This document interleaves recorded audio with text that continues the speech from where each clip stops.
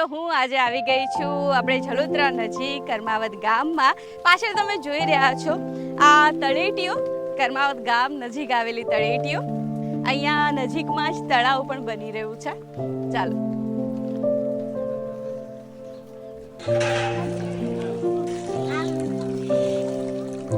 તો ચાલો હવે તમને હું અહીંયા આપણે ગામમાં જ છીએ, કર્માવત ગામમાં, અને અહીંયા એક સરસ મજાનું ઘર છે વિનાબેન. ચાલો બતાવું.